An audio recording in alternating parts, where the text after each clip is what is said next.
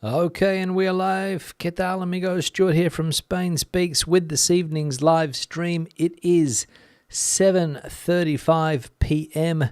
It is the 25th of January, 2024, and we're going to have a look at some of the main stories that have caught my attention in the press today, some comments that have been left on videos in recent times also.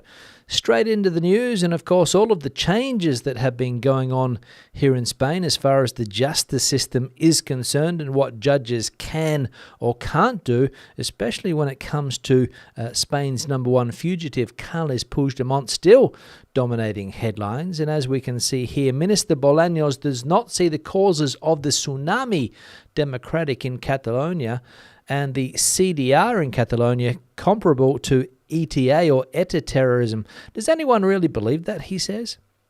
The Minister of Justice, Felix Bolaños, has stated that the alleged terrorism that is being investigated in two cases related to the process is not something that can be comparable with the terrorism of ETA, which is, he said, what we all understand as terrorism. Let's be serious. Does anyone really believe that the pro-independence process is comparable to the terrorism that Spain suffered for decades?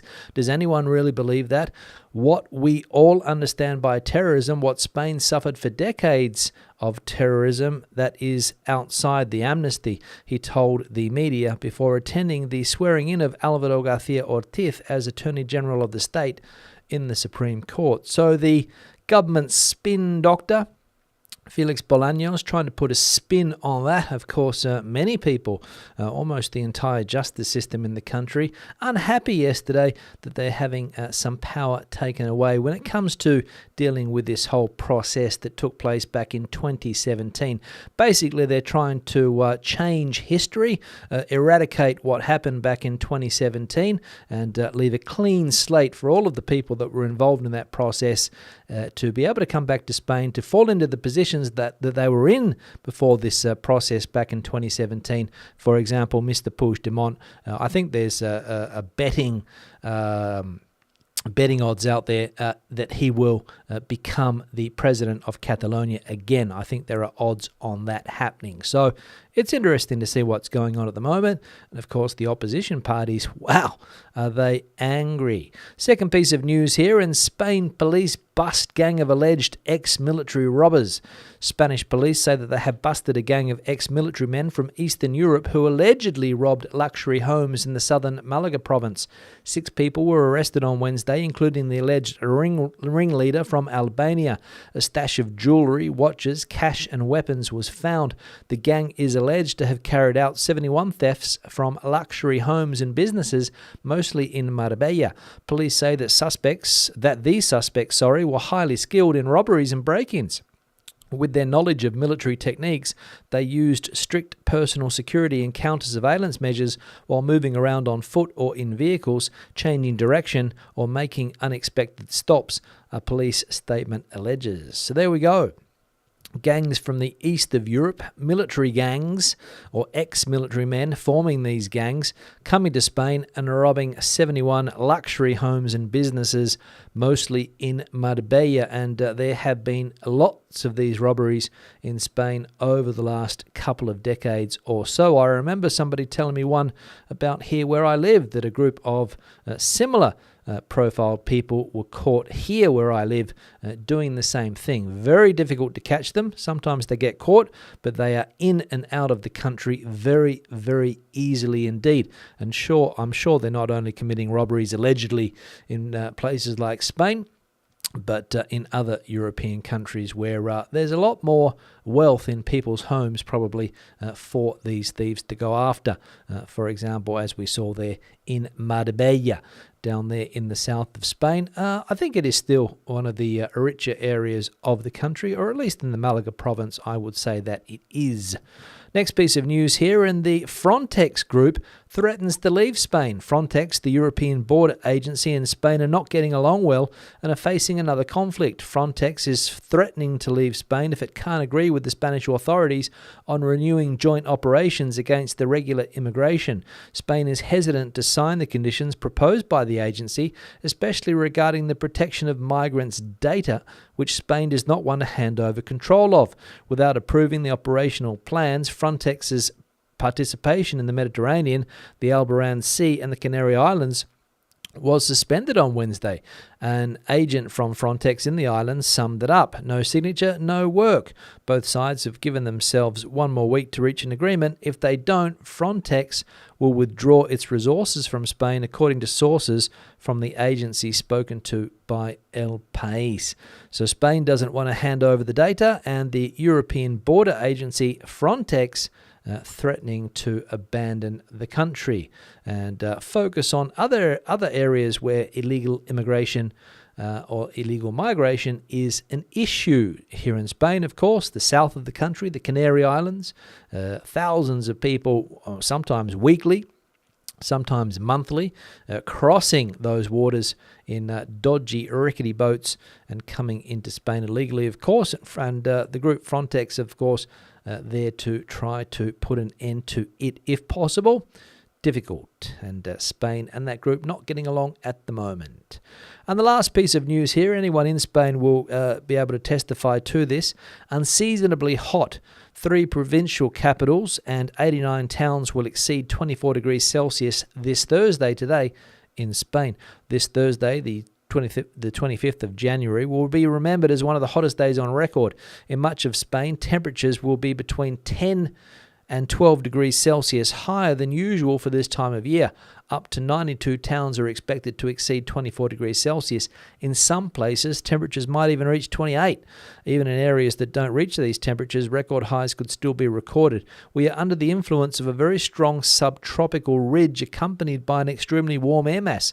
Samuel Biene, a climatologist from Meteored, tells the newspaper El Español. So an anticyclone, I think, or something similar, it's also called, subtropical ridge and an extremely warm air mass, bringing temperatures of 24 to 3 provincial capitals and as high as 28 in some parts of the country. I think Murcia, correct me if I'm wrong, people in Murcia are watching the live stream, but I think in Murcia today it was a warm one. Let me know. And also let me know how warm it was where you are in Spain or indeed around the world. Into the comments we go now. First one here from Michael. My brother purchased the BYD, Chinese car that is, and he had nothing but electrical problems. Keep away from Chinese cars is Michael's advice. And a similar comment here from this one from Cedric. CCP car, Chinese Communist Party car, never, nor their electronics or anything supporting that regime. Cedric adamant in his words. By the way, how do the stickers work? My 10-year-old low mileage, sub 120 milligrams per square meter, I think that is, CO2 3-cylinder, 1.2 TDF DPF car is in the B category, just like the large 20-year-old 2-litre diesels. Based on what is this being given? I think that should say. To answer the first statements or questions posed here by both Michael and Cedric, I'll say that electronics in any car, should you have an issue with them, can be problematic for the owner and costly if it happens out of warranty. I don't know whether Chinese cars are unique with bad electronics. I'm only reading 2 comments there that can testify to that. But as I said, even the car that I drive on a daily basis, the electronics sometimes have issues. Normally I just turn the engine off and turn it back on again and they come good. But I've realized that the more electronical cars become, the more problems can occur. Or at least that's been my experience, especially things as easy as electronic windows. But then you start to get these other things as well, all these buttons that go off all over the place, and you can get some issues when it comes to the electronics. Cedric, not so kind of the Chinese cars, saying that never supporting anything from that country. And how do the stickers work in Spain? Well, there are 4 stickers. There is a B sticker, which is yellow. There is a C sticker, which is green. There is an eco sticker, which is green and blue. And there is a blue sticker, which is the zero emissions. Basically, this was put in place, as we saw yesterday, 8 years ago, and it was to classify vehicles according to their emissions. There were some cars that didn't get a sticker at all. Cars before a certain date, whether it was a gasoline engine car or a diesel engine car, before a certain date couldn't get a sticker, and therefore nowadays in big cities like Madrid and Barcelona and maybe some other cities that are also implementing these new rules, European rules, these low emission zones. You can't drive those cars in the city centres anymore. Can't park them anywhere there. You wouldn't be able to get a parking ticket. The tow truck will come along and take your car away quicker than you park it. This year in Madrid, the B sticker, I believe, has been prohibited. You can't go into central Madrid now with a B sticker under any circumstances. You can with a C, you can with an eco, and you can with a 0 sticker. The idea was that all cities in Spain above 50,000 people had to implement these low emission zones, but some cities have been a little bit slow off the mark and haven't done it yet. But answering Cedric's question here, it doesn't matter. It's whatever the emission level of your car is. It doesn't matter how old it is. For example, I've got a 12-year-old car, and I've also got a B sticker. And I don't think you'll see it on 20-year-old diesels, but you might see it on 20-year-old petrol cars, if that makes sense. I don't think 20-year-old diesels. There are all of these European classifications, Euro 6, Euro 8, I don't know exactly the numbers, and that is what determines the stickers that people have on their cars. This is why people are buying electric cars to get the 0 sticker, and this is why people are putting gas conversions on their cars to get those eco stickers and to be able to go into parts of the city where you can't go if you have a B sticker, for example, if that makes sense again. Another one here from Stuart. Hi, Stu. Re-getting old cars off the road. The Canaries are the unofficial home of many old Mercs, BMWs, Toyotas and the like.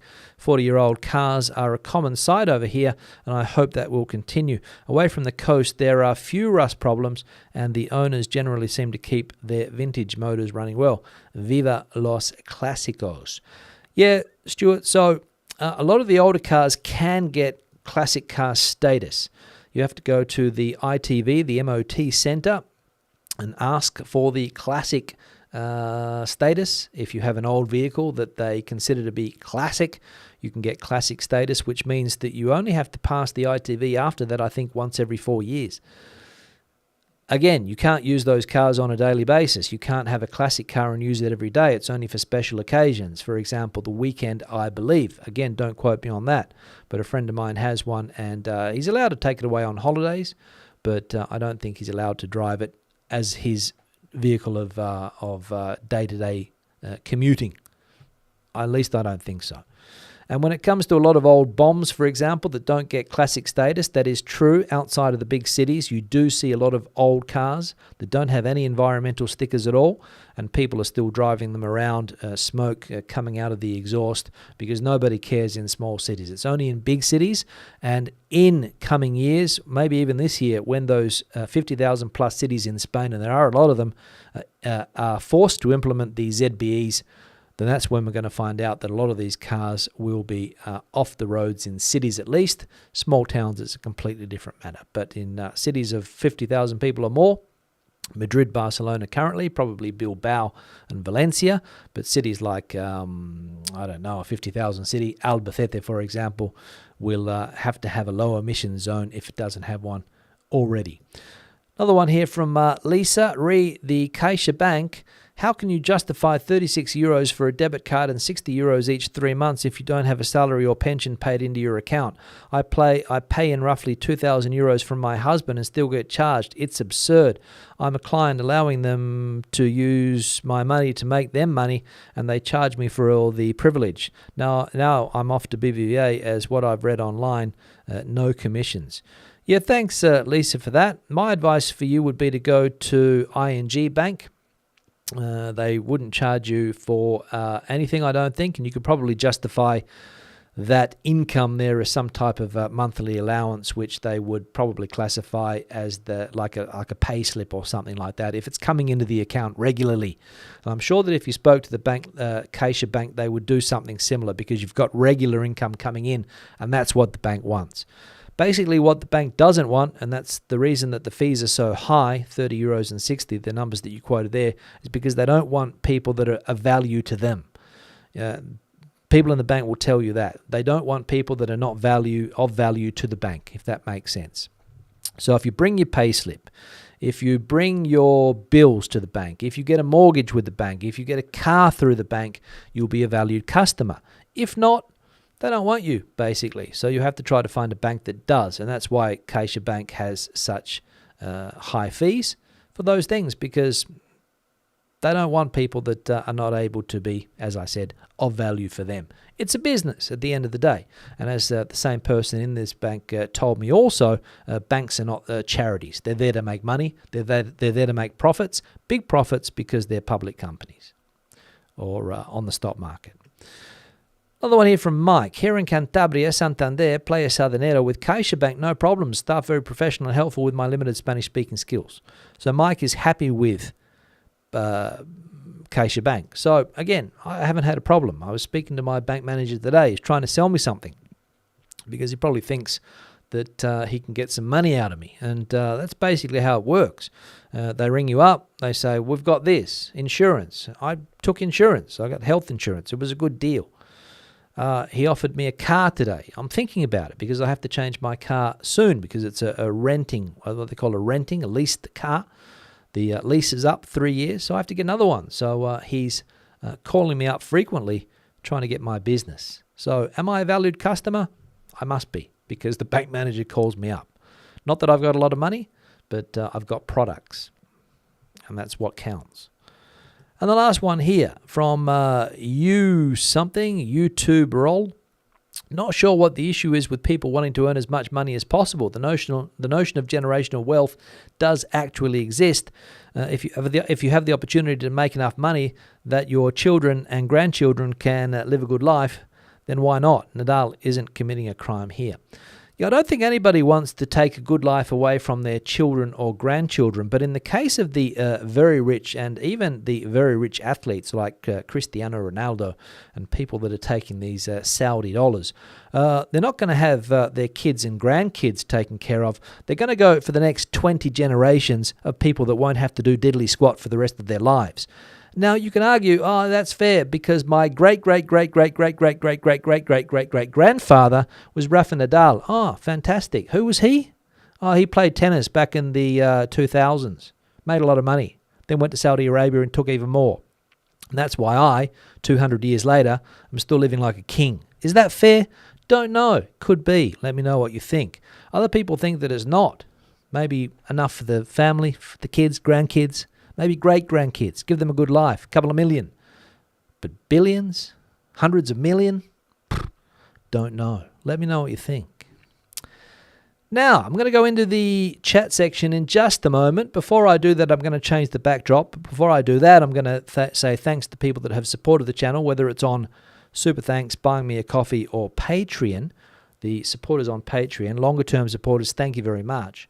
And in recent times with the new channel memberships here on YouTube, to make it simple, rather than having to go to an external platform, make it simple here on YouTube. Set this up as well, $1.99 a month.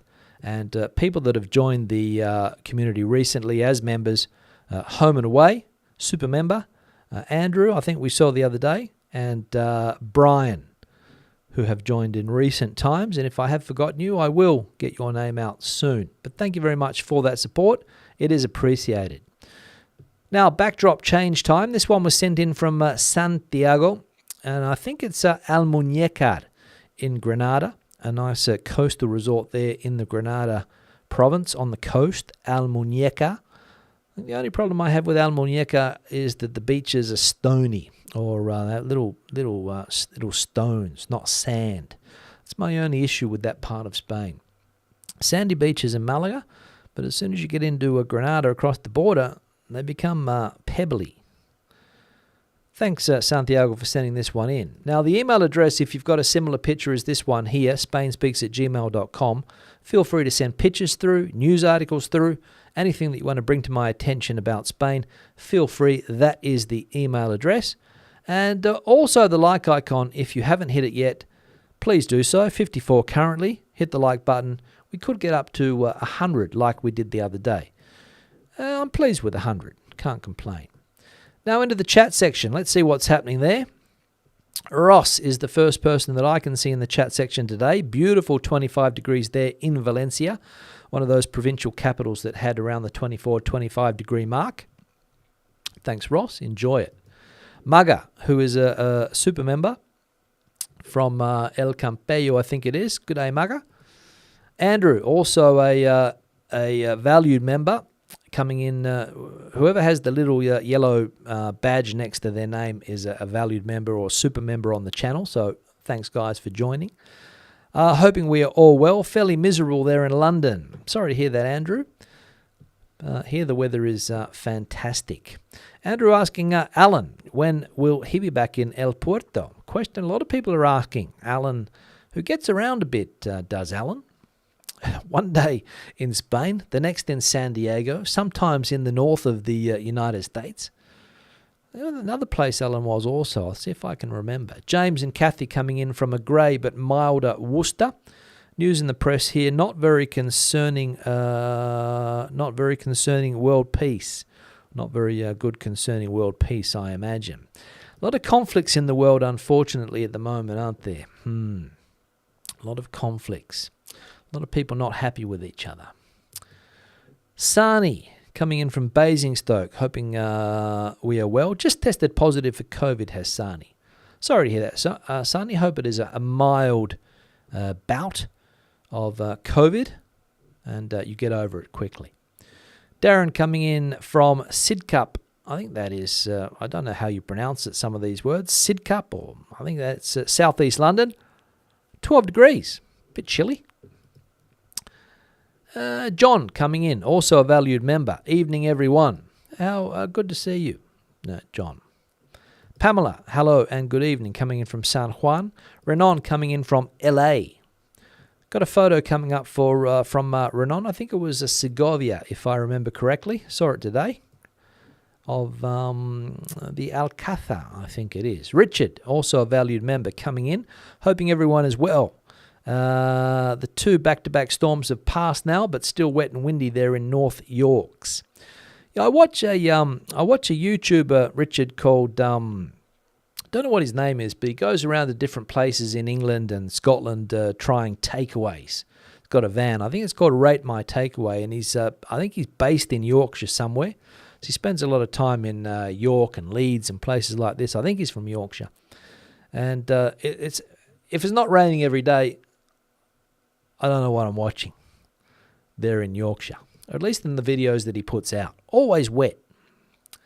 Always wet. And he sits outside. Fair play to him.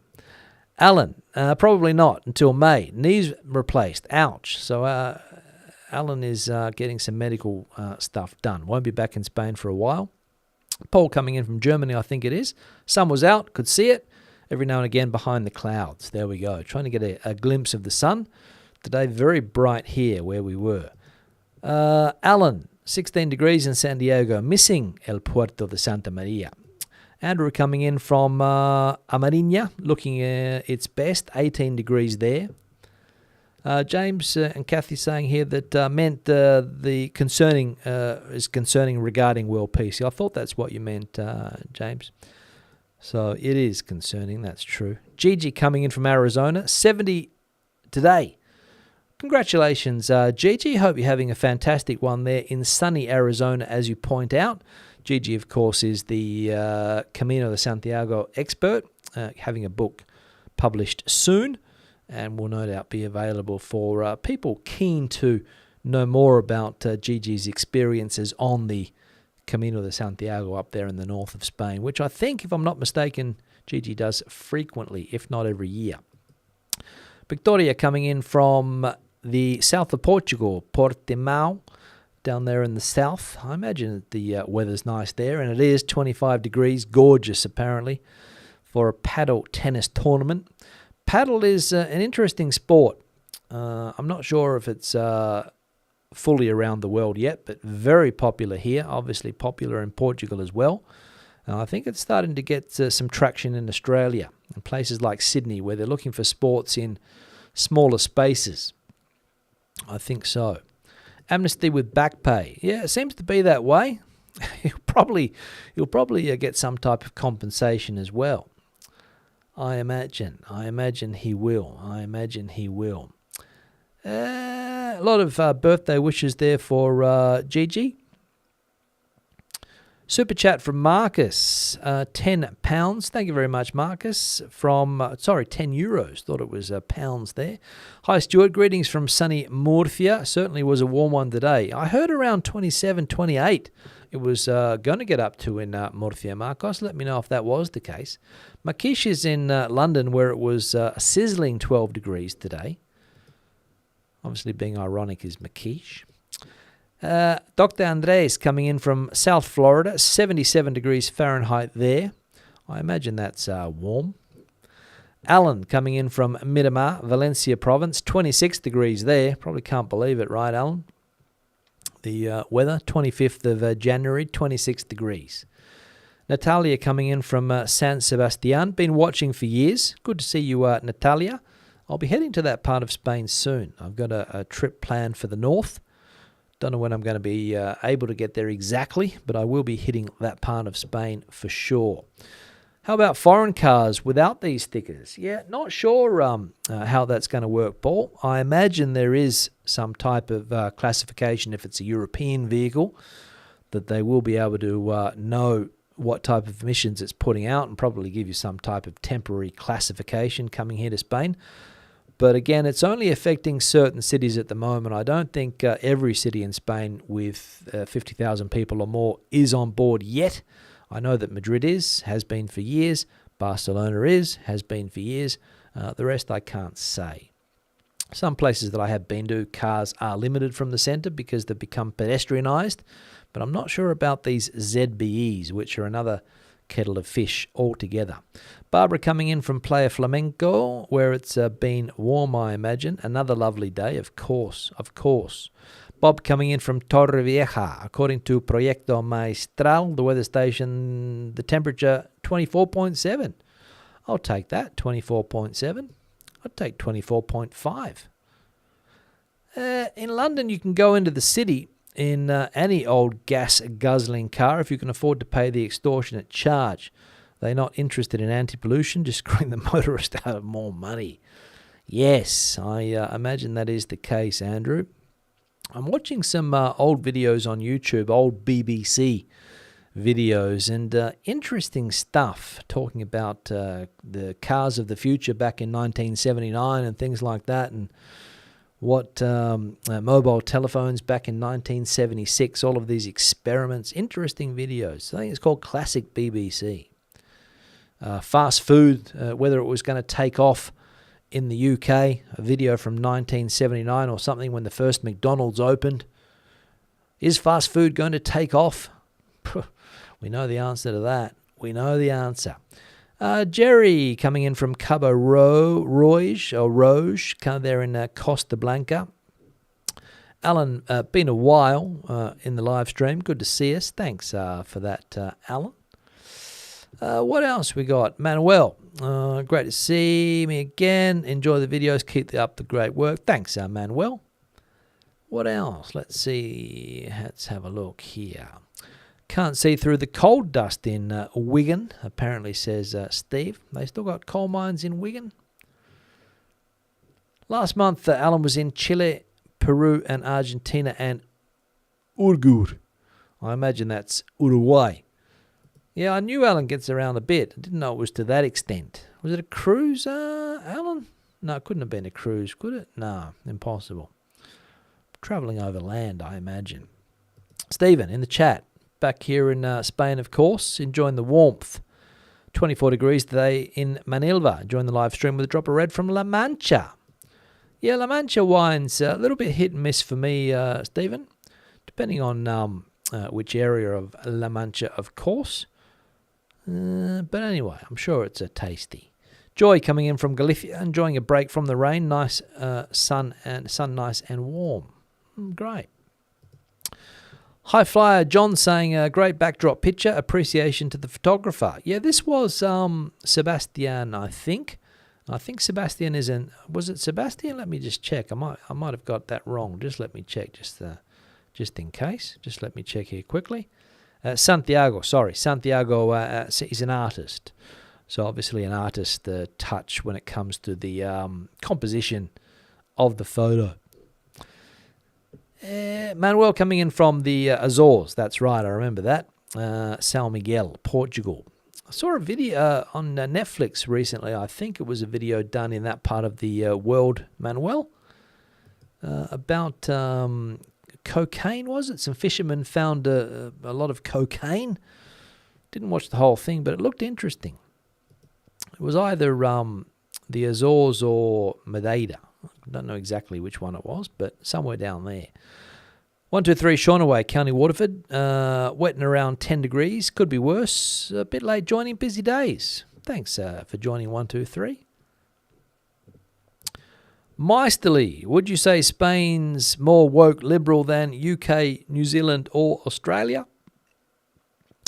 I only know the Australian example, Meisterly, and that's got to a stage that I didn't believe when I was recently there.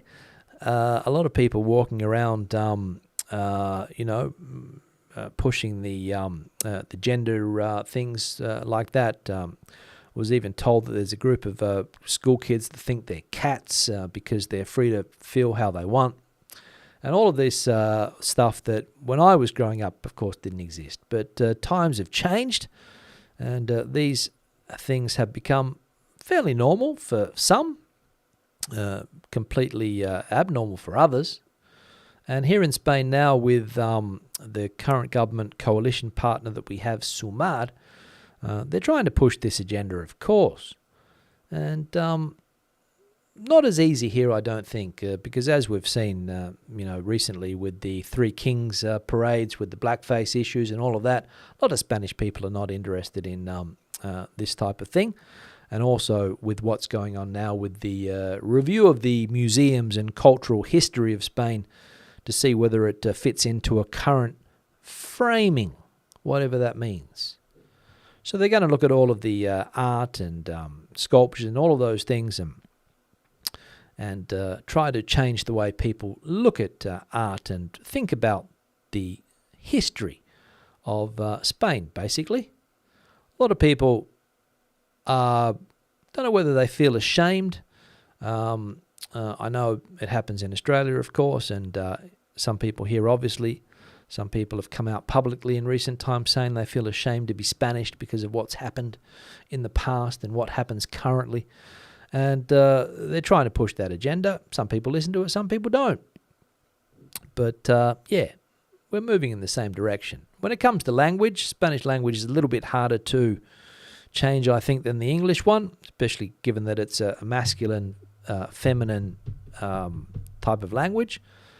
But when it comes to some terms, there is a push to change them to a gender-neutral type of word. That's also popped up in the last 10 years or so, I would say.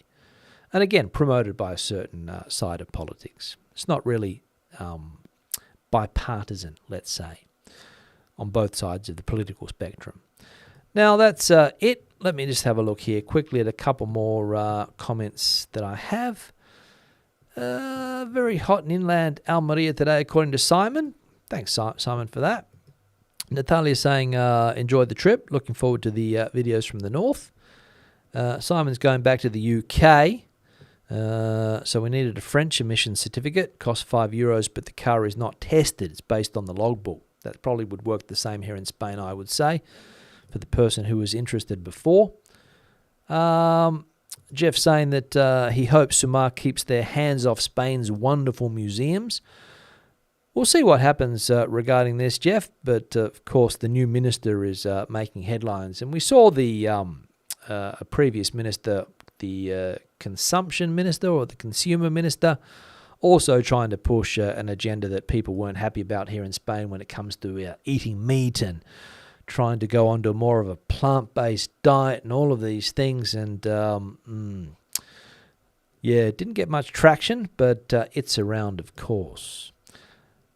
Now, that's the end of the live stream. We've been going for 35 minutes, so I'm done for today. Thank you very much for watching. Thanks for people that have supported the channel, as I said earlier. Thanks for participating in the live chat. It's a good way to get a feel of what's happening in the community, and more and more people jumping in as the months and weeks go by. So good to see you all there. Thanks for participating, as I said, for watching. I'll be back again tomorrow with a regular video. Some more content coming out soon as well. Hope to see you in the next live stream on Sunday. Hasta entonces. Adiós. Hasta luego. Bye-bye.